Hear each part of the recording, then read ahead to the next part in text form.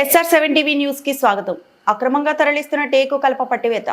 ములుగు జిల్లా వెంకటాపురం పరిధిలో అక్రమంగా తరలిస్తున్న టేకు కలపను అటవీ శాఖ అధికారులు పక్కా సమాచారంతో శుక్రవారం రాత్రి రామచంద్రాపురం గ్రామం వద్ద తనిఖీలు నిర్వహించారు.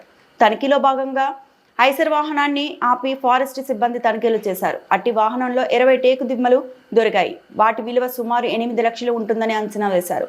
స్వాధీనం చేసుకున్న వాహనాన్ని వెంకటాపురం ఫారెస్ట్ కార్యాలయానికి తరలించారు. ఉన్నత అధికారుల ఆదేశాల మేరకు కేసు నమోదు చేసి తదుపరి చర్యలు తీసుకుంటామన్నారు.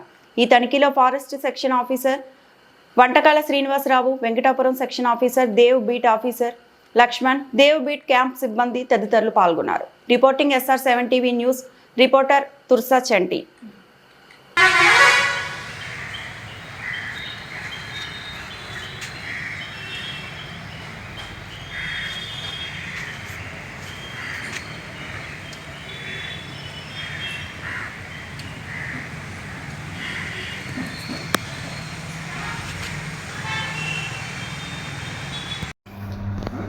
జి ద్వాలియా అటవీ డివిజన్ అధికారి వెంకటాపురం.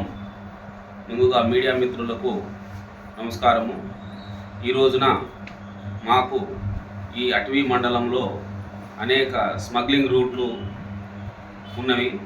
ఈ సమాచారము రాత్రి మాకు వచ్చిన విశ్వసనీయ సమాచారం ప్రకారము ఆలుబాక రామచంద్రాపురం ఏరియాలో డివిజన్ స్టాఫ్ని మూమెంట్ చేసుకుంటూ గస్తీ తిరుగుతుంటూ అత్యంత చాకచక్యంగా ఒక 20 టేకు దిమ్మెలున్న వెహికల్ని పట్టుకోవడం జరిగింది.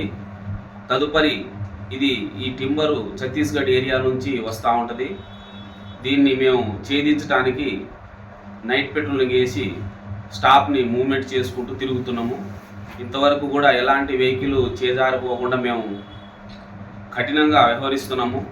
ఈ సిబ్బంది తదుపరి విచారణ నిమిత్తం స్మగ్లర్ ఎంతటి వారైనా కఠినంగా శిక్షిస్తామని తెలియజేస్తున్నాం.